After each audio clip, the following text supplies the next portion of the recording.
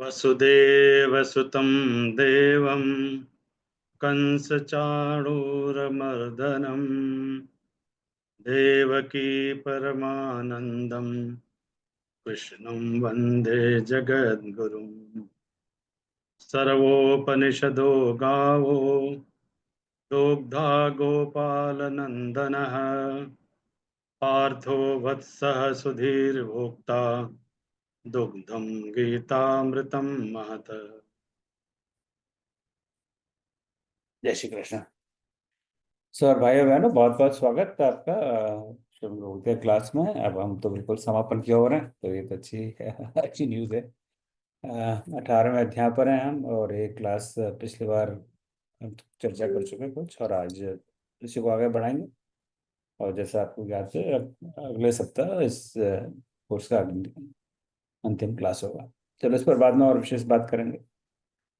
जो पिछले सप्ताह 18वां अध्याय हमने आरंभ किया था, यहाँ पर अर्जुन प्रश्न करते हैं और उसके बाद में भगवान उसका उत्तर देते हैं। और कई विद्वानों का मानना है कि 18वां अध्याय तो एक तरह से 17वें अध्याय पे भगवत गीता समाप्त हो जाती है। उसके बाद में उसकी एक समरी है, रिवीजन है, पुनरावर्तन है। जो बड़ी बड़ी बातें, मुख्य मुख्य बातें उन्होंने भगवान श्री कृष्ण एक बार पुनः बताएंगे, ताकि अभी तक हमारे पल्ले ना पड़ी हो तो अब हमारे पल्ले पड़ जाएं।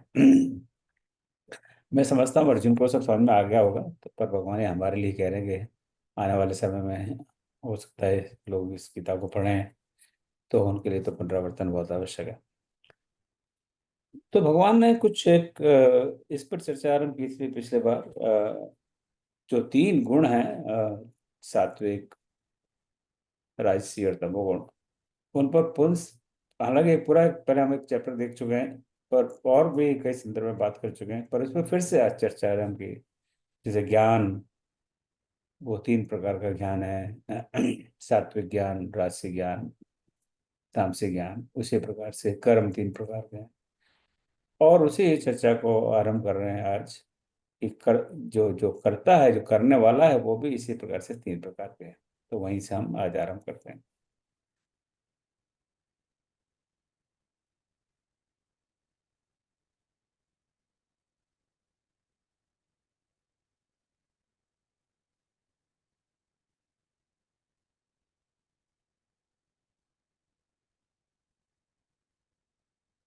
अब आपको दिखाई दे रहा होगा, आज आज 28वां 17 अपना इस कोर्स का, और 1 मई है। और आज श्लोक नंबर 26 से आरंभ करते हैं। तो भाई श्री अमिताभ सिंह इसका पाठ करेंगे और फिर हम चर्चा करते हैं। अमिताभ जी। जय श्री कृष्ण। मुक्त संगो न वादी धृत्युत्साह समन्वितः सिद्ध सिद्ध्यो निर्विकारः कर्ता सात्विक उच्यते।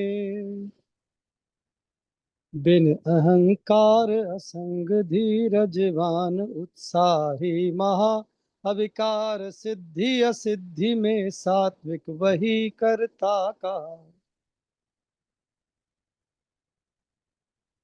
तो मुक्त संगो अहंवादी, मुक्त संग, ये समास से समस्त पद है। अहंवादी एक शब्द है, फिर धृत्युत्साह समन्वित, ये तीन शब्द यहाँ पे। धरती की संधि है, उत्साह समन्वित वहाँ समास है। सिद्धि असिद्धियो निर्विकार कर्ता सात्विक उच्यते। तो इस पर जब बहुत हम चर्चा नहीं करते संधि समास पर। तो मुक्त संघ अहंवादी, अनहनवादी, धृति उत्साह समन्वित, सिद्धि सिद्धियो निर्विकार कर्ता सात्विक उच्यते। आई आई थिंक इन सभी शब्दों से पदों से हम परिचित हैं। मुक्त संघ, सांसारिक आसक्ति से मुक्त है। जो मुक्त है, फ्री है, किसे? संघ, संघ यानी सांसारिक आसक्ति से।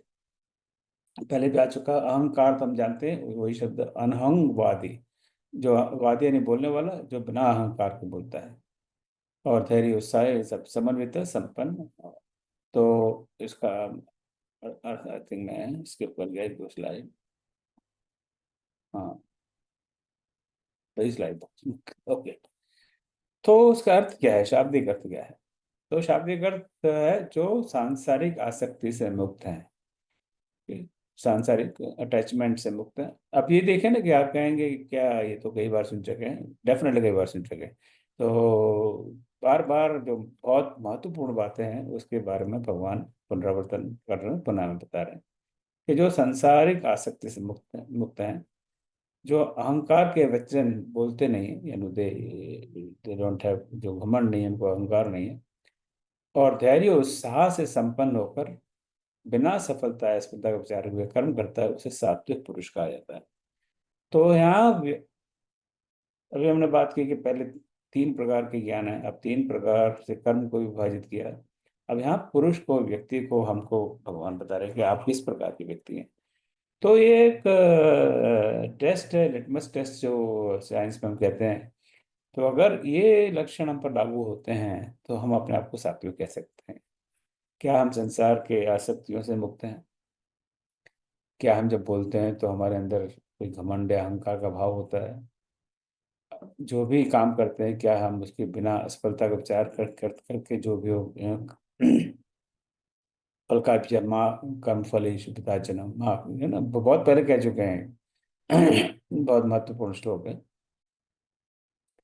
क्या हम जो भी करते हैं वो बिल्कुल उत्साह से, धैर्य से करते हैं या मन मार के करते हैं? तो कई सारे टेस्ट उन्होंने दिए हुए हैं हमें। इस टेस्ट पे अपने आप को अप्लाई कर लो, आपको पता लग जाएगा। भगवान हमें कहते हैं कि आप सात्विक हो या किस प्रकार के पुरुष हो या स्त्री हो। तो पुरुष तो जेनेरिक वर्ड है। तो आप किस प्रकार का व्यक्ति है, कोई भी व्यक्ति, कोई पुरुष, कोई महिला, कोई भी, वो ये टेस्ट है। इन टेस्ट को अप्लाई कर लीजिए और अपने आप योर सेल्फ कैन जज व्हाट यू आर। आप दूसरा श्लोक आगे सुनते हैं किताब से। रागी कर्मफल प्रेप्सुः लुब्धो हिंसात्मको शुचिः हर्ष शोकान्वितः कर्ता राजसः परिकीर्तितः हिंसक विषय में लोभ हर्ष विषाद युक्त मलिन है फल कामना में लीन करता राजसी वह दीन है। वो अब इन शब्दों पर नहीं जाते। रागी कर्म फल प्रेप्सु लुप्त हिंसात्मक अशुचि हर्ष विषकान्वित कर्ता राजस प्रकीर्तित।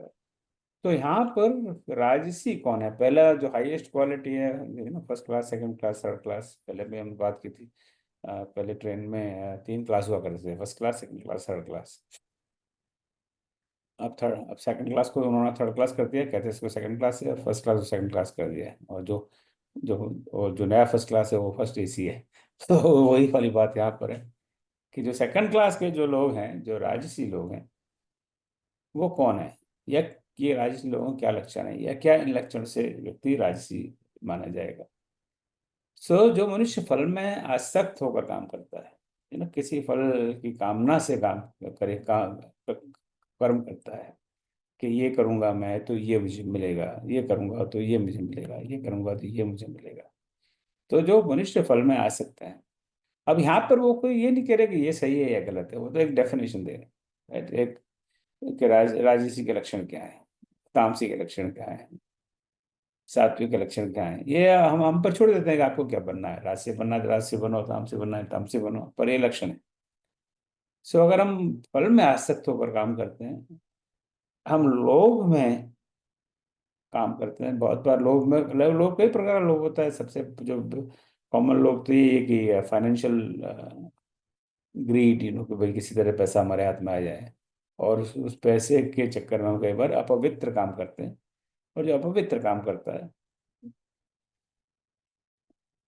जो दूसरों के कष्ट देने की भावना से काम करता है, यानी दूसरों को कोई तकलीफ हो, कोई नेसेसरी नहीं, कोई इंटेंशन हो, पर यह है कि अगर मुझे कुछ लाभ हो रहा है और दूसरे को कुछ नुकसान हो रहा है तो मुझे कोई प्रॉब्लम नहीं है। तो मेरा लाभ हो और जो मैं चाहता हूँ वो मुझे मिल जाए, उससे अगर किसी को कष्ट हो रहा है, किसी का नुकसान हो रहा है, फाइनेंशियल, मेंटल, साइकोलॉजिकल, किसी भी प्रकार का, तो राशि व्यक्ति को कोई इसकी चिंता नहीं है। ठीक है, हो रहा है तो हो रहा, मुझे क्या है। और हर्ष और शोक में लिप्त होकर काम करता है, यानी कि उसको ये भावना रहती है कि जो मनचाहा फल मिल गया तो बड़ा खुश हो जाता है, उत्साह मनाता है, राइट, पार्टी देता है, घूमने जाता है, पर अगर उसका मनचाहा काम नहीं हुआ तो वो सर पकड़ के बैठ जाता है, अरे मैंने ये लॉटरी की टिकट खरीदी, मेरी तो लॉटरी खुली नहीं, बगल वाले की खुली, मेरी लॉटरी की टिकट नहीं खुली, और बहुत दुखी हो जाता है। तो इस तरह की प्रवृत्ति वाला व्यक्ति है, पुरुष है, स्त्री है, उसको भगवान कहते हैं वो राजसी प्रवृत्ति है, और ऐसा काम करने वाला राजसी करता है। तो अभी हमने देखा कि जो सात्विक करता था उसके और राजसी कर्ता के लक्षण में बहुत ज्यादा अंतर है, करीब करीब विपरीत लक्षण है यहाँ पर। तो इसके बाद क्या है?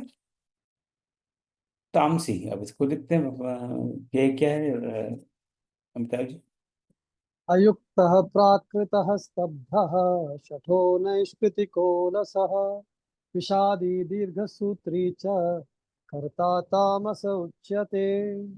चंचल घमंडी शठ विषादी दीर्घसूत्री आलसी शिक्षा रहित पर हानि कर करता कहा है तामसी। ये कर्ता कहा है तामसी। तो इस प्रकार के कर्ता को तामसी कहते हैं। किस प्रकार का कर्ता? चंचल, घमंडी, शठ, विषादी, दीर्घसूत्री, आलसी, शिक्षा रहित, परिहानि कर। तो ये Hari Gita is, I think is very useful book. Hari Gita में जो उन्होंने काम किया है, जबरदस्त काम किया है, और उसको पढ़ने से करीब करीब हमें श्लोक का सार समझ में आ जाता है। बड़ा बहुत अच्छा अनुवाद किया है, तो हम उसको समझने का प्रयास करते हैं यहाँ पर। सो अयुक्त, तो युक्त मतलब पॉजिटिव थिंग, और अयुक्त जो नेगेटिव है, अनुशासनहीन, एक उसका अर्थ निकलता है। इन्हें जैसा हम जानते हैं कि संस्कृत में, हिंदी में भी, और भी भाषाओं में भी, मैं ही नहीं कहूँगा और भाषाओं में नहीं है, कई बार एक शब्द के कई कई कई अर्थ होते हैं। और इसलिए हम जब इस गीता के शब्दों को देखते हैं, पदों को देखते हैं, और अलग अलग टीकाएं देख, गीता की बहुत सारी टीकाएं, और तो आपको कई कई बार मिलेगा कि अलग अलग टीकाओं में अलग अलग उनके अर्थ मिलेंगे, सिमिलर बट अलग, डिफरेंट। तो हमें इसका ध्यान रखना चाहिए, ये नहीं कि ये गलत ही है, पर तो उसका एक अन्य अर्थ है उसका। सो प्राकृत का अर्थ है यहाँ पर अशिक्षित। स्तब्ध, हटी, हमें लगे स्तब्ध, जो एकदम स्तब्ध हो जाए वो, पर यहाँ हटी इसका अर्थ है। तो चलो आगे बढ़ते हैं इसको। सो अब भगवान बताते हैं कि तामसी कौन है, किस प्रकार के पुरुष को, किस प्रकार के व्यक्ति को हम कह सकते हैं ये तामसी है, या उसमें तामसिक प्रवृत्तियां हैं। सो जो पुरुष अनुशासनहीन है, डिसिप्लिन नहीं है इसके अंदर, राइट, जो अशिक्षित है यानी अज्ञानी है, शिक्षा का जरूरी नहीं है कि वो कॉलेज भी जाके उसको डिग्री मिली हो, है ना। हम सब बड़े भाग्यशाली हैं कि इस युग में जन्मे हैं, कि हम सबको पढ़ने का मौका मिला। हाई स्कूल भी पास हुए, कॉलेज भी पास हुए। मैं नहीं समझता कि इस ग्रुप में कोई ऐसा है जिसके पास एक कॉलेज की डिग्री ना हो। अ, तो वी आर वेरी लकी, हमारे माँ बाप इतने भाग्यशाली नहीं थे, और एटलीस्ट सबके नहीं थे। हमारे, मेरे माँ बाप तो नहीं थे। हमारी माँ तो बिल्कुल ही अनपढ़ थी, और हमारे पिताजी बिल्कुल अपना नाम वाम लिख लेते थे, इतना ही बहुत था। तो इस वाली शिक्षा की बात नहीं है ये। तो जो अज्ञानी है, जिसको अच्छा बुरा कुछ पता नहीं है, हठी है, जिद्दी है, जो ठान लेता है वही करना चाहता है, चाहे सही हो चाहे गलत हो, शठ है, कुटिल है, आलसी है, राइट, और सदा वो शोक में रहता है हमेशा, अरे ये ठीक नहीं है, हमेशा नेगेटिव। बहुत लोग आपको हमें मिलेंगे समाज में जो हमेशा वो नेगेटिविटी, अरे अभी ये क्या हो गया है हिंदुस्तान पाकिस्तान में, पता नहीं क्या होने वाला है, और कुछ भी नहीं होगा तब कुछ और बात निकलेगा, अरे ये क्या हो गया, मेरा ट्रेन का रिजर्वेशन ही नहीं मिल रहा, अब क्या करें, बहुत मुसीबत आ गई। अब ट्रेन का रिजर्वेशन मिल गया, ऐसी कौन सी मुसीबत है, पिक्चर देखने गए, पिक्चर का टिकट नहीं मिला, अरे क्या ब्लैक में टिकट पता नहीं अब ब्लैक में टिकट मिलती है कि नहीं आजकल। ब्लैक, पहले ब्लैक में टिकट लेने का बहुत सिस्टम था। तो वो हमेशा शौक में रहता है, every time he is just sad, sad means very negative about everything, और काम करने में वो टालम टोल करता रहता है। चलो करते हैं अभी ना, क्या है जल्दी, क्या करते हैं। एक कौन सा दोहा है, काल करे सो आज कर, आज करे सो अब, पल में परले होते बहुत, घोर करे वो सब। ऐसे व्यक्ति को ऐसे दोहों से बड़ी घृणा है। काल करे सो आज कर, तो फिर आज ही कर लेंगे तो कल क्या करेंगे। तो उन्होंने फिर एक नया दोहा बनाया, आपने सुना है? ये जो नया दोहा है, जो इस श्लोक के अनुरूप है, आज करे सो काल कर, काल करे सो परसों। जल्दी क्या है? आज करे सो काल कर, काल करे सो परसों। इतनी जल्दी क्या है, अभी तो जीना परसों। तो अभी तो जीना है, कल भी जीना है, और मर गए तो फिर चिंता ही क्या है? इससे बेहतर है अब मत करो। कल अगर हम मर ही गए तो आज भी क्यों करें? कल तो मरना ही है, फिर क्या फायदा है सब करने से? तो ऐसे व्यक्तियों को भगवान कहते हैं ये तामसी हैं, कर्म करने में टालम टोल करते रहते हैं। कोई जस्ट उनका एक नेचर हो जाता है। आप बहुत लोगों को देखेंगे, बहुत अच्छे लोग होते हैं, बड़े विद्वान, बड़े समझदार, समाज में उनकी बड़ी प्रतिष्ठा है, पर ये आप देखेंगे उनका ये नेगेटिव है कि वो अच्छा करते हैं, अभी चलो बैठते हैं जरा चाय वाय पी लेते हैं फिर करते हैं।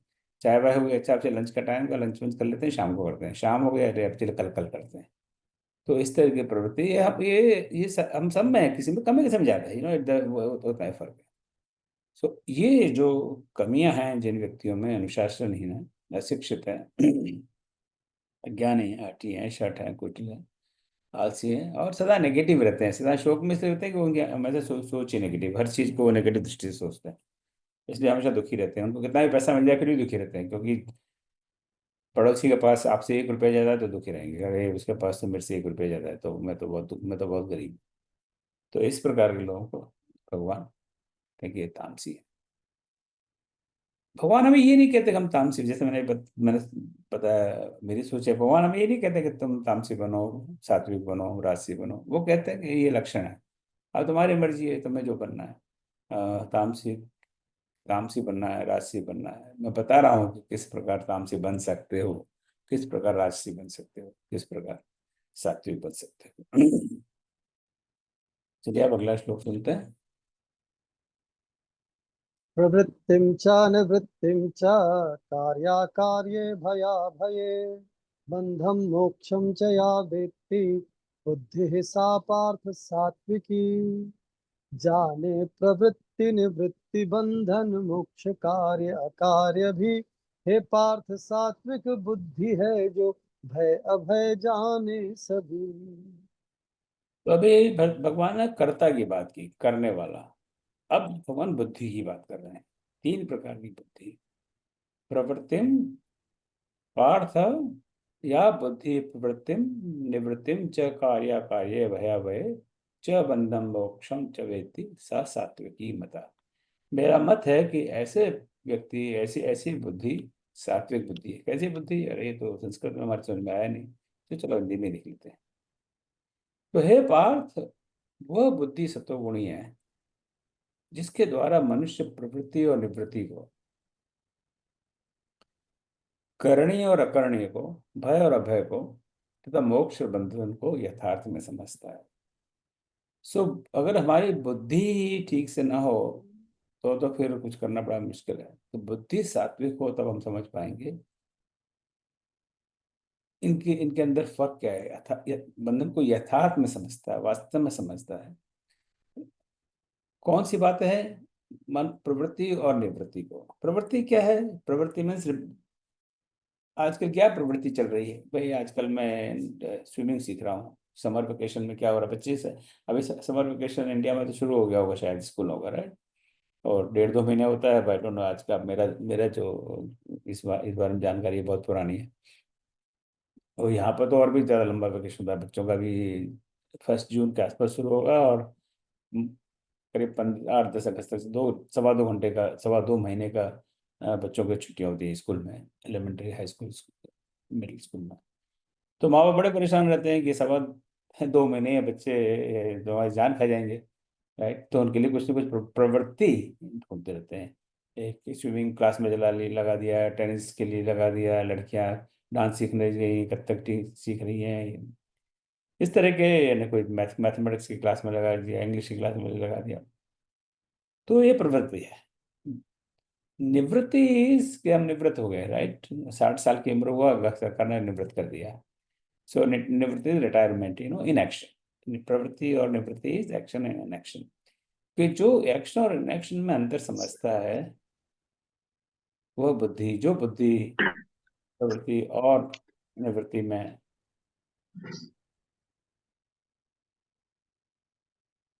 के अंतर को समझती है, जो बुद्धि, वह सत्वगुणी बुद्धि है। अभी हम गृहस्थ आश्रम में, आई थिंक करीब करीब हम सब लोग गृहस्थ आश्रम में, क्योंकि गृहस्थ आश्रम में आप कितनी भी उम्र हो जाए कुछ न कुछ जिम्मेदारी लगी रहती है। तो हम प्रवृत्त रहते हैं उस कार्यक्रम में, कोई गलत बात नहीं है उसमें। और जब हम सब कर्मों को भोगों को त्याग कर एकदम सन्यासी हो जाएं, अभी सन्यासी योग इस बारे में कुछ दिनों पहले बात की थी, तब हम निवृत्त हो, तब वास्तव में निवृत्त है। ये सिर्फ एक अपनी नौकरी से निवृत्त होना या अपना धंधा पानी, जो दुकान बच्चे को बेटा बड़ा हो गया समझदार हो गया उसको दुकान दे दी कि बेटा अब तो संभाल दुकान में निवृत्त हो, तो दुकान से निवृत्त है, जीवन से निवृत्त नहीं है, क्योंकि फिर वो और काम में लग जाता है। तो उसका उसका जो अंतर है उसको समझना, उस बुद्धि को भगवान कह रहे हैं कि वो सात्विक बुद्धि है। करणीय और अकरणीय को के अंतर को समझना, करणीय यानी जो करने योग्य है, और अकरणीय है जो करने योग्य नहीं है। उसको भी हम पहले देख चुके हैं कि जिसको हमें करना चाहिए, क्या काम करने योग्य है मेरे लिए इस समय, इस अवस्था में, इस सिचुएशन में। तो परिस्थिति के अनुसार चीजें बदलती रहती है। जो मेरे लिए करने योग्य है, जो मुझे करना चाहिए, क्या मुझे नहीं करना चाहिए, जो विवेक है, जो बुद्धि है, वो ऐसा अगर हम विवेक हो, बुद्धि हो, जो डिस्क्रिमिनेशन, जिसको अंग्रेजी में डिस्क्रिमिनेशन, हम डिस्क्रिमिनेट कर सकें। डिस्क्रिमिनेशन जो हम शब्द का यूज करते हैं तो लगता है कि नेगेटिव वर्ड है डिस्क्रिमिनेशन, ओ ये डिस्क्रिमिनेट कर रहे हैं। डिस्क्रिमिनेशन नेगेटिव नहीं है, तो उसका उपयोग अगर नेगेटिव करें तो बात अलग है। कई बार ये धर्म की निंदा होती है कि ये धर्म है ना, सब लोगों को अलग कर दिया है, ये ना, हिंदू मुसलमान कर दिए, बौद्ध सिखाई ईसाई कर दिए। धर्म ने कुछ नहीं किया, लोगों ने उसका अब्यूज किया है। सो डिस्क्रिमिनेशन का मतलब ये बुद्धि होना कि क्या सही है क्या गलत है, ताकि हम वो गलत काम ना करें। करणीय और अकरणीय को, भय और अभय को, भय क्या है और अभय क्या है, डर क्या है और अभय यानी कहाँ किस से हमें डरना चाहिए, डर डर क्या है उसको समझना चाहिए। और मोक्ष और बंधन को, मोक्ष क्या है और बंधन क्या है, इनके अंतर को समझना, इनका फर्क समझना, यही सात्विक बुद्धि है। तो अगर हम ये समझते हैं तो हम सात्विक, हमारी बुद्धि सात्विक है। और ये सब आपस में एक दूसरे से रिलेटेड है। अगर बुद्धि सात्विक सात्विक होगी तो हमारे कर्म भी सात्विक होंगे, हमारे गुण भी सात्विक होंगे, जैसे हम कर्ता भी सात्विक होंगे, हमारा मन भी सात्विक होगा। तो सब एक दूसरे से रिलेटेड। तो अब एक श्लोक और सुन लेते हैं अमिताभ से। यया धर्मम् अधर्मं च कार्यं चाकार्यमेव च अयथावत् प्रजानाति बुद्धिः सा पार्थ राजसी। जिस बुद्धि से निर्णय न कार्य अकार्य बीच यथार्थ है, जाने न धर्म अधर्म को, वह राजसी मति पार्थ है। तो राजसी मति क्या है, राजसी बुद्धि क्या है, अब उसकी व्याख्या भगवान यहाँ में कर रहे हैं। पदार्थ यया धर्म अधर्म च कार्यम अकार्यम च अयथावत एव प्रजानति सा बुद्धि राजसी मता। तो हम अब कुछ काफी कुछ गैस कर सकते हैं भगवान क्या कहेंगे। जो सात्विक है, अगर सात्विकता नहीं है तो तो राजसी और तामसी प्रवृत्ति है। तो राजसी क्या है, ये पांच, जिस बुद्धि के द्वारा मनुष्य धर्म और अधर्म को के यथार्थ को नहीं जानता है, वो डिस्क्रिमिनेट नहीं कर पाता है क्या धार्मिक है क्या अधार्मिक है। तो वो अगर हम डिफ्रेंशिएट नहीं कर सकते, हमारी बुद्धि नहीं कर सकती कि ये कर्म वो धर्म क्षेत्र कुरुक्षेत्र समवेत आयुष्य, तो शुरू में ही भगवान वेद व्यास हमें कह देते हैं कि ये धर्म का क्षेत्र है। अब ये बुद्धि अर्जुन में नहीं है, इसलिए वो युद्ध नहीं करना चाहता। वो भूल गया कि ये जो मैं करने जाऊंगा ये धर्म का कार्य है। तो यहाँ ये चैप्टर 18 में ये पूरा फुल सर्कल है। भगवान डायरेक्ट और इनडायरेक्ट रूप से अर्जुन को याद दिलाते हैं कि ये मैंने 18 चैप्टर तुमको कुछ सुनाए हैं, ये वो चैप्टर 1 से शुरू हो रहे हैं कि तुमको कंफ्यूजन हो गया था और तुम बस बैठ गए यहाँ पर अपने अस्त्र शस्त्र छोड़ करके मैं युद्ध नहीं करूंगा, क्योंकि तुम धर्म और अधर्म के अंतर को नहीं जानते। धर्म के अंतर को जानोगे तो पता लगेगा जो तुम्हें करना है वो धर्म है, और जो तुम युद्ध से भाग रहे हो वो अधर्म है। इसके बारे में आगे भी भगवान बहुत चर्चा करेंगे। आज I think will come to today और मे बी नेक्स्ट टाइम। करणी और अकरणीय कर्म को भी यथार्थ से नहीं आता, इस पर हमने भी बड़े विस्तार से बात कर ली, तो फिर से नहीं आ रहा मैं। वैसी बुद्धि है वो राजसी बुद्धि है।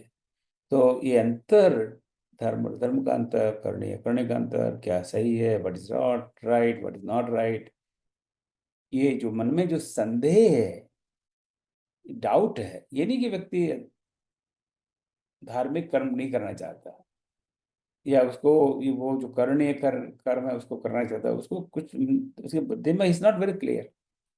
जो दिमाग है ना, मस्तिष्क फॉगी है कि कुछ क्लैरिटी नहीं है दिमाग में कि ये ठीक है या नहीं। और हम भी इस बात को हम बहुत बार सोचते हैं कि ये करने जैसा है या नहीं करने जैसा।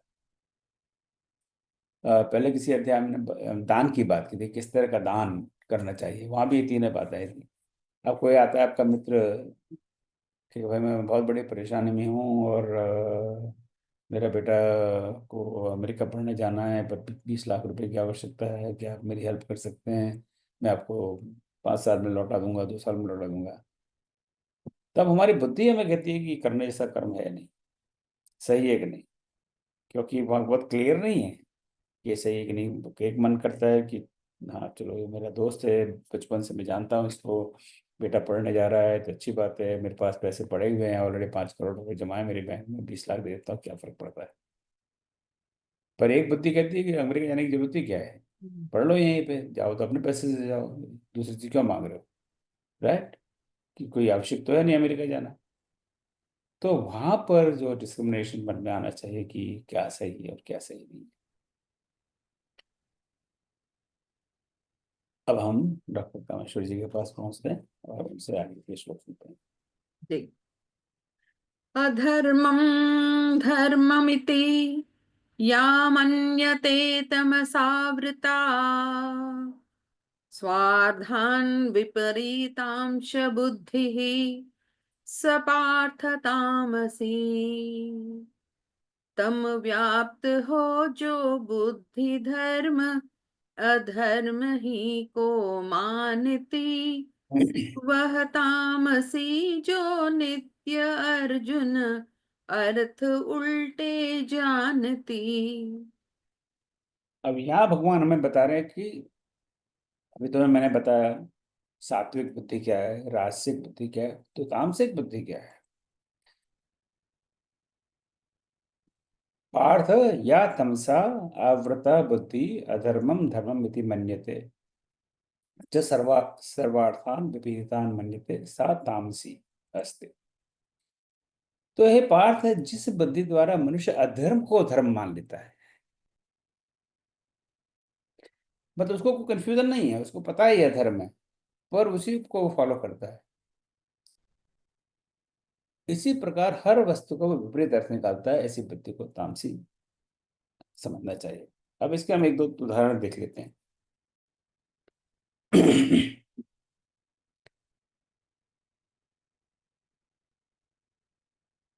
किसी ने दुर्योधन से पूछा कि दुर्योधन, तुम भी उसी स्कूल में पढ़े हो जिसमें अर्जुन पढ़े हैं, युधिष्ठिर पढ़े हैं, भीष्म पढ़े हैं, सभी पढ़े थे द्रोणाचार्य इंस्टीट्यूट ऑफ टेक्नोलॉजी।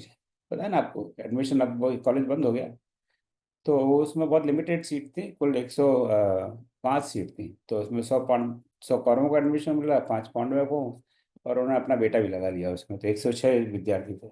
उसके बाद में जो गवर्नमेंट का रूल होता है ना कि इतनी से ज़्यादा सीट नहीं आप दे सकते, नहीं तो आपका कैंसिल हो जाएगा, कि उसी स्कूल में तुम लोग पढ़े हुए हो, तो तुमको पता नहीं है जो तुम कर रहे हो सारा अधर्म है, तुम्हें ये नहीं करना चाहिए। गुरु द्रोणाचार्य ने पढ़ाया, भीष्म पितामह की गोद में बैठ के बड़े हुए हो, महात्मा विदुर इतने बड़े विद्वान हैं, उनके संगत में तुम रहे हो, तो पता नहीं। तो द्रोणाचार्य भीष्म दुर्योधन कहता है तो मुझे सब पता है, ऐसा नहीं मुझे पता, मैं पढ़ा हुआ हूँ, मैं भी मेरे पास भी डिग्री है, देखो मैं बताता हूँ, ये देखो द्रोणाचार्य इंस्टीट्यूट ऑफ टेक्नोलॉजी से मैंने बीटेक किया हुआ है, मुझे सब ज्ञान है, परंतु मैं इस धर्म के रास्ते पर चल नहीं पाता।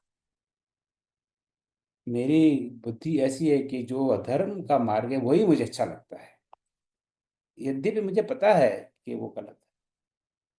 इसलिए ये प्रवृत्ति उसकी तामसी है, क्योंकि वो अधर्म को ही अपना मार्ग समझता है और उसी मार्ग पर चलना चाहता है।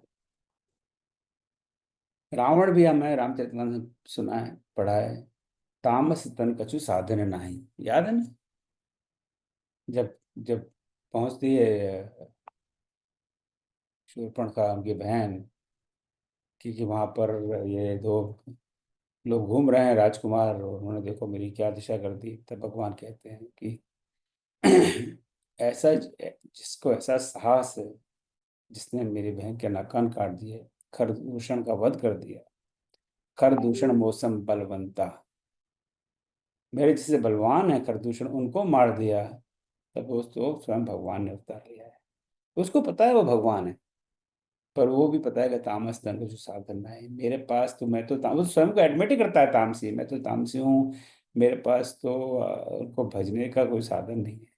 बाद में हम जानते हैं विभीषण बहुत समझाते हैं सुंदरकांड में कि भाई वो तो भगवान है, उसको पता है वो भगवान है, परंतु वो उस मार्ग पर चल नहीं सकता। वो हमेशा उसका उल्टा अर्थ निकालता है, और फिर क्योंकि उसकी बुद्धि तामसी है।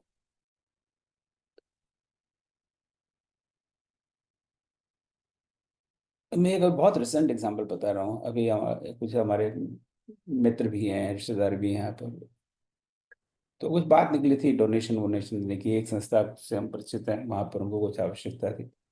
हमने तो कोई बात नहीं की, तो बात कि ओ इन सब संस्था में बहुत फ्रॉड होता है, और पैसा पता नहीं कहाँ जाता है। वो सही कंसर्न है, दान भी सही जगह देना चाहिए, जो हम पहले गीता में भगवान स्वयं कह चुके हैं। परंतु वो हर दान को फ्रॉड मानते हैं, जहाँ भी पैसे दोगे वो फ्रॉड ही है, ऐसा तो नहीं है।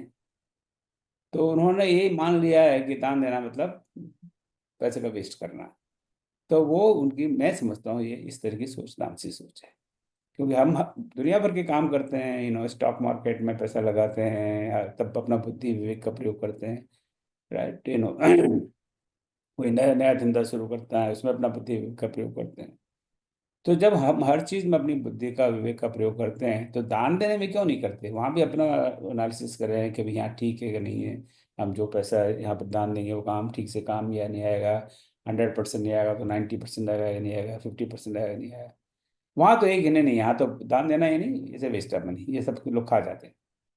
इस तरह की बुद्धि को मैं कहता हूँ, भगवान कहते हैं कि ये तामसी बुद्धि है, क्योंकि वो एक, they are looking for an excuse not to donate. कोई ना कोई एक एक्सक्यूज मिलना चाहिए, और बहाना ले लिया ताकि कोई दान ना देना। तो भगवान ने यहाँ पर तामसी बुद्धि की चर्चा की। अब देखिए आप किस विषय पर चार्ज कर बात करते हैं, सुनते हैं कामेश्वरी जी से। जी।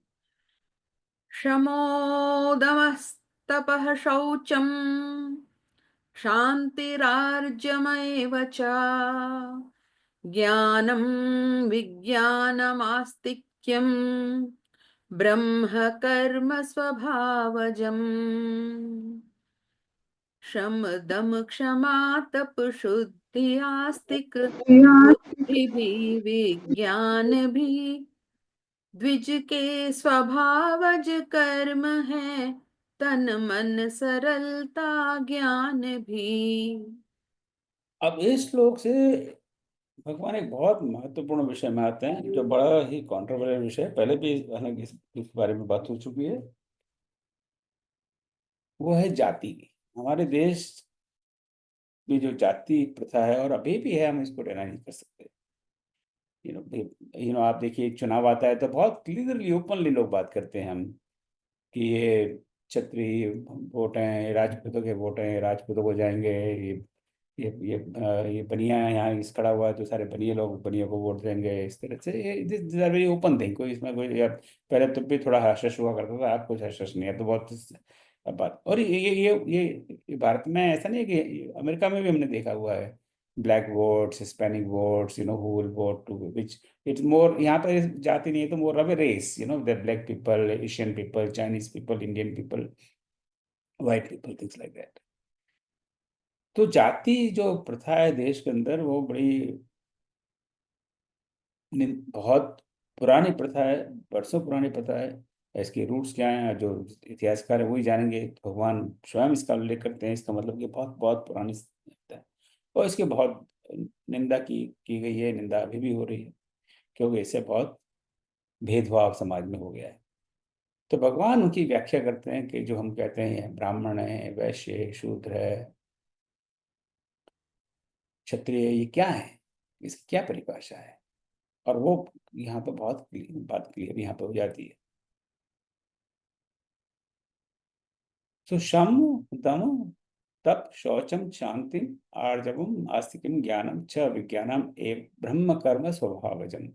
कि जो ब्रह्म कर्म है, जो ब्राह्मण का कर्म है, वो क्या है, और हम ब्राह्मण की परिभाषा क्या है। सो ब्राह्मण के स्वाभाविक कर्म ये हैं, और रिवर्स कि अगर आप ये सब कर्म करते हैं तो आप ब्राह्मण हैं। आप इसलिए ब्राह्मण नहीं है कि आपके लास्ट नेम त्रिपाठी है या शांडिल्य है या शर्मा है या और बहुत सारे नाम है, आप इसलिए ब्राह्मण नहीं है। Right? शांति प्रियता। अब ये जो शब्द है क्षमा, क्षमा के बहुत बहुत सारे अर्थ है। तो एक अर्थ है शांति, जो जिनका मन शांति में रहता है, शांत, दे प्रेफर दिस। दूसरा अर्थ है क्षमा, है ना, मन का निग्रह। मन का निग्रह मतलब मन को सब ओर से हटाकर एकदम भगवान में केंद्रित करना। और नेचुरली अब शांति होगी तो वो अपने आप हो जाएगा। शांति इज नेसेसरी कंडीशन। अगर हमारा मन ही डिस्टर्ब रहे तो कहाँ भगवान में केंद्रित होगा, फिर तो हमारा मन वहाँ केंद्रित होगा कि अच्छा मेरी लॉटरी कब टिकट कब मिलेगी, अमेरिका का वीसा कब मिलेगा, राइट। अमेरिका का वीसा मिल गया तो बहुत कुछ, नहीं मिला हुआ तो अपना बाल पकड़ के नौचते हैं कि मेरा तो जीवन ही खराब हो गया, वीसा ही नहीं मिला। तो जो मन का निग्रह है, या मन को सब ओर से हटाकर एक जगह जो केंद्रित कर पाते हैं, वैसा संयम तो हम सब जानते ही हैं। तपस्या, पवित्रता, धैर्य, क्षमाशीलता। जो शांति शब्द है उसका शांति का अर्थ है धैर्य या क्षमाशीलता। शक्ति निष्ठा, धार्मिक, ज्ञान और विज्ञान, ये सब ब्राह्मण के स्वाभाविक कर्म। तो ये है परिभाषा ब्राह्मण। और ये है परिभाषा, ये थी परिभाषा ब्राह्मण की। अब वो परिभाषा अनफॉर्चुनेटली बहुत बहुत वर्षों से बदल गई है। ब्राह्मण का बेटा ब्राह्मण, बनिया का बेटा बनिया, चमार का बेटा चमार, ये परिभाषा हो गई है। और उसी के आधार पर हमारे यहाँ रिजर्वेशन हैं, राइट। तो भगवान कहते हैं कि तुम अगर, कोई कहता है मैं ब्राह्मण हूँ, तो उसको इससे टेस्ट करो, कितना संयम है उसमें, कितना पवित्र है, कितना धैर्य है, कितनी सत्यनिष्ठा है, राइट। इसका सबसे बड़ा एग्जाम्पल हमारे इतिहास में विश्वामित्र मुनि का। विश्वामित्र जी पहले क्षत्रिय धर्म पालते थे, और क्षत्रिय धर्म पालते पालते एक समय ऐसा आया, उन्होंने सब सब त्याग दिया और वो ब्राह्मण बन गए। उनके पास बहुत सारे वेपन थे, वो स्वयं बहुत बड़े स्किल थे, तो उन जो छोटे मोटे राक्षस उनको अटैक करते थे, उसके लिए उनको वहां पर जाने की कोई आवश्यकता नहीं थी। महाराजा दशरथ के दरबार में असुर असुर समूह समा सतावन मोही, मुझे असुर लोग परेशान करते हैं, आप मेरी हेल्प करो। उनके खुद के पास बहुत सारे वेपन हैं, और वो सारे वेपन उन्होंने बाद में भगवान राम को दिए। उसका बहुत संक्षिप्त में एक आधी चौपाई में वर्णन है रामचरितमानस में, परंतु बहुत विस्तार से वर्णन है वाल्मीकि रामायण में। उन्होंने कितने सारे शस्त्र भगवान को राम को दिए कि अब मुझे एक क्वालिफाइड पर्सन मिला है जिसको मैं दे सकूँ, क्योंकि मेरे पास तो शस्त्रों का यूज नहीं है, मैंने तो संन्यास कर लिया, मैं तो ब्राह्मण हूँ, मैं अब शस्त्र आपने नहीं उठाता। ये छोटे मोटे राक्षस आते हैं, इनको तो कभी का समाप्त कर देता, परंतु मैं शस्त्र नहीं उठाता क्योंकि मैं ब्राह्मण कर्म में। तो ये है एक ब्राह्मण की परिभाषा। तो हम हमें ये बात समाज में स्पष्ट करनी पड़ेगी, जो उसकी निंदा करते हैं उनको स्पष्ट करनी पड़ती है। हाँ, इसका दुरुपयोग हुआ है, दुरुपयोग तो बहुत सारी चीजों का हुआ है और अभी भी हो रहा है, परंतु चूंकि हम उसको समझते नहीं है, इसलिए हम गलत मान लेंगे ये ब्राह्मण है, योगी है, सन्यासी। आजकल बहुत सारे तथागत सन्यासी भगवा वस्त्र पहन के घूमते रहते हैं। हाँ, सन्यासी का कोई उनका लक्षण नहीं है। भगवा वस्त्र पहनना होगा, दाढ़ी मूछ बड़ी होगी, और हाथ में बता रहे हैं ये शैम्पू खरीदो, ये साबुन खरीदो। तो हम हंसी भी आती है कि कम से कम उनको अपना भगवा वस्त्र का त्याग कर देना चाहिए, शैम्पू साबुन ही बेचना है तो। चलिए अब आगे सुनते हैं। अगर ब्राह्मण ये है तो फिर क्षत्रिय क्या है। शौर्यं तेजो धृतिर्दाक्ष्यं युद्धे चाप्यपलायनम् दानम् ईश्वरभावश्च क्षात्रं कर्म स्वभावजम् धृतिशूरता तेजस्वितारण से न हटना धर्म है चातुर्य स्वामी भाव देना दान क्षत्रिय कर्म है। तो अब यहाँ क्षत्रिय की परिभाषा है, भगवान बता रहे हैं क्षत्रिय कर्म है। तो क्षत्रिय कौन है या क्षत्रिय के गुणधर्म क्या है? शौर्यम तेज धृतीय दाक्षम युद्धे चापि अपलायनम दानम ईश्वर भावम च स्वभाव छात्रम कर्म। सो आई थिंक सभी शब्द जानते हैं। दाक्ष्य में दक्षता, एक्सपर्टीज, राइट। अपलायनम, पलायन होना यानी भाग जाना, यानी पलायन ना होना, ये डटे रहना। ईश्वर भाव, ईश्वर का यहाँ ईश्वर हम समझते हैं भगवान। सो एक नेतृत्व का भाव। तो मैं तो जब आगे बढ़ते हैं तो हम इस पर विस्तार से बात करते हैं। कैसा भाव कि मैं ईश्वर हूँ। ये घमंड का भाव नहीं है, ये इस तरह का भाव है कि मैं ईश्वर का क्या काम है? सबकी रक्षा करना, सबको पोषण देना, राइट, समाज में न्याय बनाए रखना, एकता बनाए रखना। तो इस तरह का भाव। तो क्षत्रियों के स्वाभाविक कर्म क्या है और क्षत्रिय क्यों कौन है? शौर्य, वेलर, राइट, बहादुर, तेज, धैर्य, पेशेंस, दक्षता, एक्सपर्टीज, युद्ध में डटे रहना, दान देना, नेतृत्व योग्यता, ये सब क्षत्रियों के स्वाभाविक कर्म है। अच्छा, तो थोड़ी सी बात कर लेते हैं। शौर्य, तो हम शौर्य is very obvious characteristic of a Kshatriya है, राइट। शौर्य, अगर शौर्य नहीं है, बहादुरी नहीं है, अभी भगवान ना करे भारत पाकिस्तान में युद्ध छिड़ जाए, आई आई प्रे एवरी डे कि ये ना हो, क्योंकि इसमें क्या होगा इसका अंजाम नोबडी कैन गेस। परंतु अगर कोई युद्ध वाली सिचुएशन आ गई और आपको आप सेना में और बॉर्डर पे जाएं और वहाँ देखकर सामने वाले को घबरा जाएं, फिर आप क्षत्रिय नहीं है, आप सैनिक नहीं है, राइट। तो शौर्य नहीं है। तो शौर्य, तेज, धैर्य, धैर्य भी बहुत आवश्यक है। आप कभी कभी लगता है कॉन्ट्रडिक्शन है कि क्षत्रियों में धैर्य कैसे हो सकता है। अब इसका सबसे जबरदस्त उदाहरण है वो है दानवीर कर्ण का।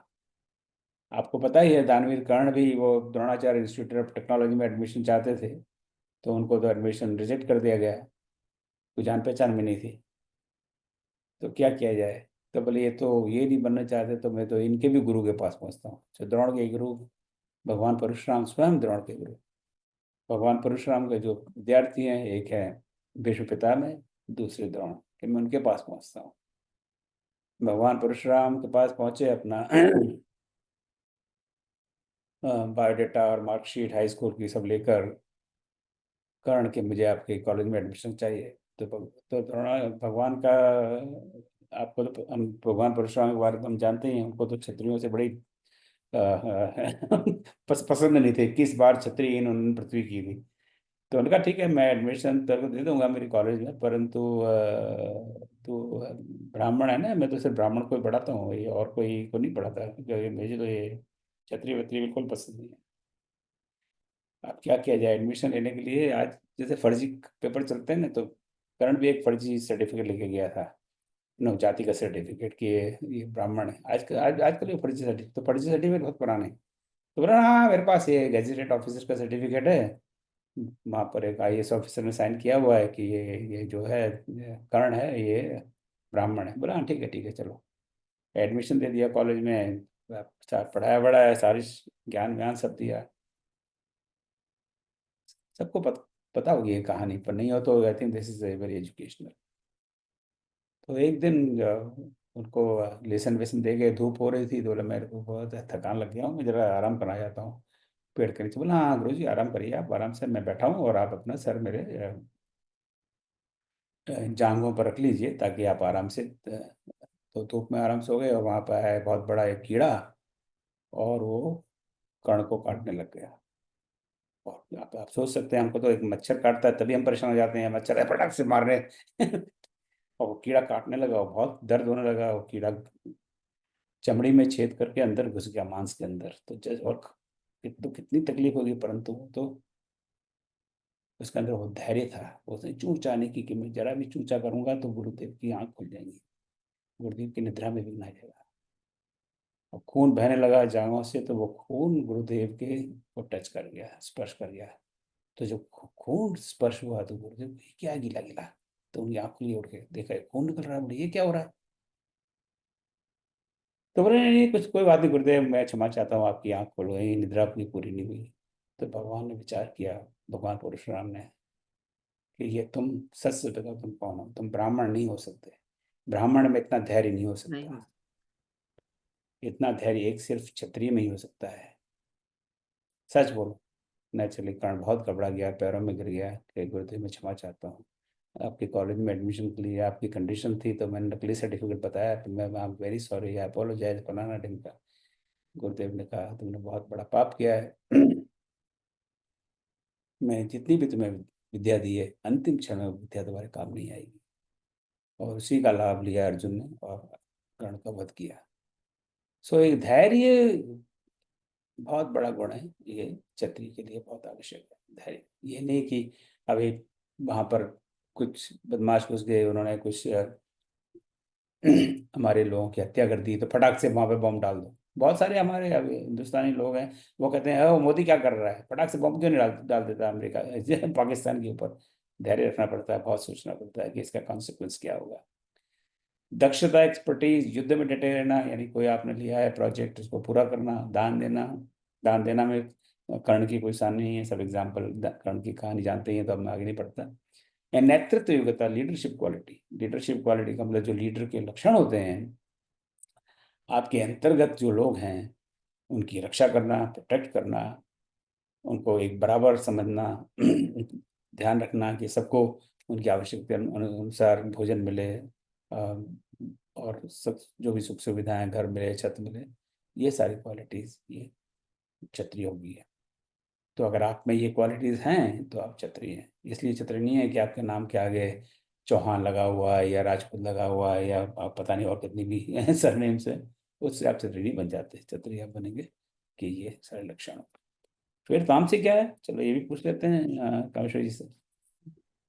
अब कृषि क्या है गौर कृषि गौर रक्ष वाणिज्यम वैश्य कर्म स्वभावजम परिचर्यात्मकं कर्म शूद्रस्यापि स्वभावजम् कृषिधेनुपालन वैश्य का वाणिज्य करना कर्म है, नित कर्म शूद्रों का स्वभावज लोक सेवा धर्म है।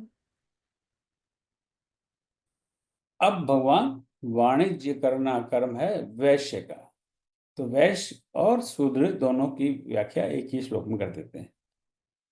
तो इसको भी देख लेते हैं हम। कृष्ण गौरक्ष वाणिज्यम स्वभावजम वैश्व कर्म अस्ति, वैश्व का ये कर्म है। परिचर्यात्मकम शूद्रस्य अभी स्वभावजम कर्म, ये शूद्र का ये लक्षण है। सभी शब्दों से हम जान से परिचित हैं। तो वैश्य क्या है, बनिया क्या है, जो लूज वर्ड बनिया, ये बनिया है। वैश्यों का स्वाभाविक कर्म क्या है, कृषि करना, खेती बाड़ी करना, to be productive in society, गौ रक्षा करना, गायों की रक्षा करना, वाणिज्य करना, व्यापार करना, ये सब वैश्यों का स्वाभाविक कर्म है। तो जो ये सारे कर्म करता है वो वैश्य है, चाहे भाई भले ही उसका जन्म ब्राह्मण धर्म में हुआ हो, ब्राह्मण कुल में हुआ हो, शूद्र में हुआ हो, क्षत्रिय में हुआ, परंतु आप ये सारे कर्म करते हैं, आप व्यापार करते हैं या गौ गायों की रक्षा करते हैं, गायों का पालन पोषण करते हैं, कृषि करते हैं, अनाज उगाते हैं, समाज को अनाज पहुंचाते हैं, तो आप वैश्य हैं। और शूद्र का स्वाभाविक कर्म सेवा करना है, और जो शूद्र हैं वे सेवा करते हैं बाकी जो तीन वर्णों की हमने बात की, क्योंकि एक यूनिट है सपोर्ट सिस्टम, राइट।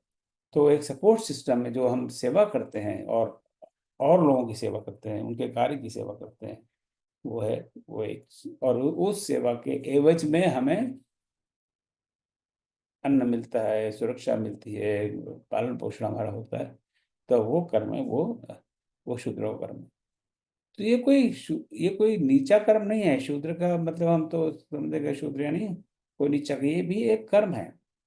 अभी हम जैसे हवाई जहाज में फ्लाइंग जाते हैं, अब हवाई जहाज में जाते हैं, तो जो हवाई जहाज उड़ा रहा है वो कैप्टन है, वो क्या है? वो ब्राह्मण है, वैश्य है, शूद्र है, क्षत्रिय, क्या है? आप बताइए।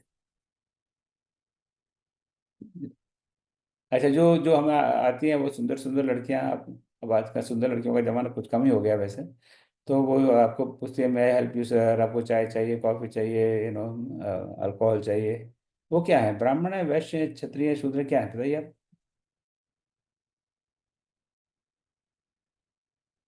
कोई नहीं बता सर, एयर रहा। हाँ, होस्टेस जो है वो शूद्र है क्योंकि वो सेवा करती हैं।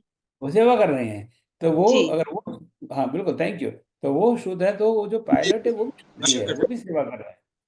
जो वो जो पायलट है वो भी शूद्र है। अब हम, अब अगर जी पायलट को जी। जाकर कह रहे तू तो शूद्र है, मैं तेरे को, मेरे से दूर रहे, मेरे से छाया मेरे पर हाँ, नहीं पड़नी वो चाहिए, भी शूद्र है क्योंकि वो भी सेवा ही कर रहा है। सेवा राइट। कर। तो अब कोई किसी को नौकरी मिल जाए एयर इंडिया में पायलट की, तो मना कर देगा, अगर ये तो शूद्र का काम है, मैं तो नहीं करूंगा।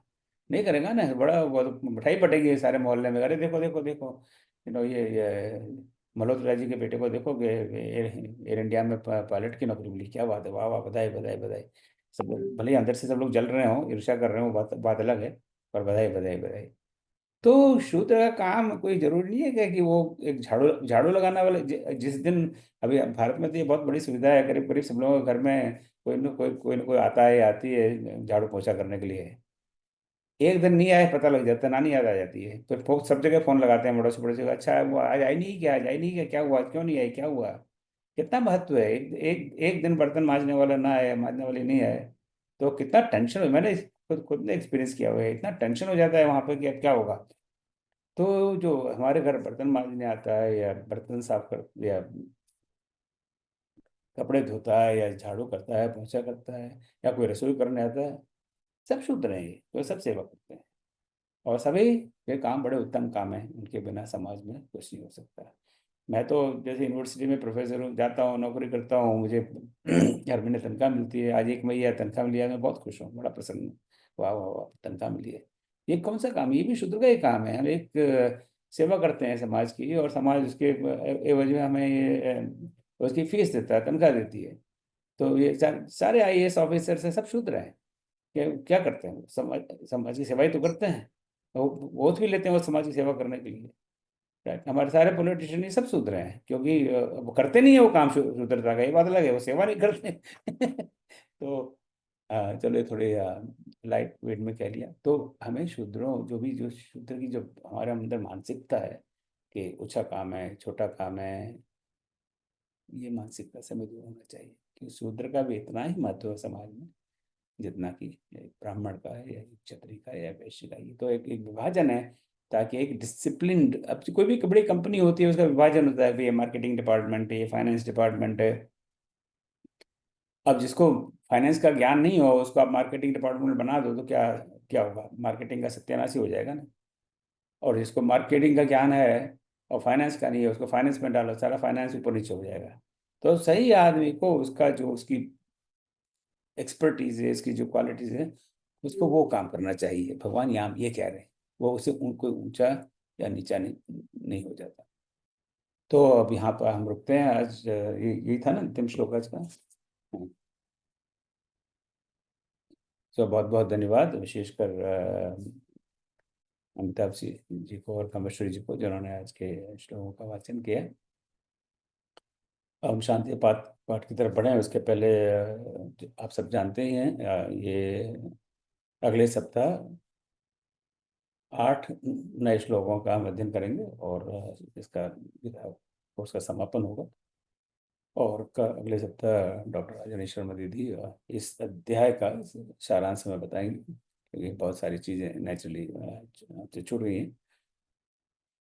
और उसके बाद वाले सप्ताह 15 अक्टूबर को हम एक बार और मिलेंगे, और उसमें आप आपके कोई प्रश्न हो, आपका जो फीडबैक हो, आप इस कोर्स के बारे में कुछ कहना चाहें, कुछ सुझाव देना चाहें, तो आप सुझाव दे सकते हैं। आप अपना नाम मुझे भेज दें, वैसे मैं डाल दूंगा मैसेज, अगर उस 15 अक्टूबर को आप 1-2 मिनट के लिए बात करना चाहें कि क्या इसमें ठीक रहा, क्या ठीक नहीं रहा, और विशेषकर मैं इसको जानना चाहता हूँ सकूँ क्या ठीक नहीं रहा, क्या इसमें सुधार हो सकता है, क्या दोबारा इस तरह का कोर्स करना चाहिए, करें तो इसमें क्या परिवर्तन करना चाहिए, जो भी आपके मन में हो, ताकि हम बीती ताई विसार दे आगे की सुध लिए कि ये तो हम जो हो गया सो हो गया, पर आगे हम जब करें इस तरह का, अगर प्रेरित करें तो हम किस प्रकार से करें। बस आज के लिए इतना ही। परसों 3 मई को फिर भगवान विष्णु को हम याद करते हैं, विष्णु सहस्त्रनाम पाठ करेंगे आरंभ में 20 मिनट 25 मिनट, और उसके बाद में डॉक्टर राजन दीदी उनके नामों की चर्चा करेंगे। तो आपका कोई प्रश्न मेरे लिए इस समय?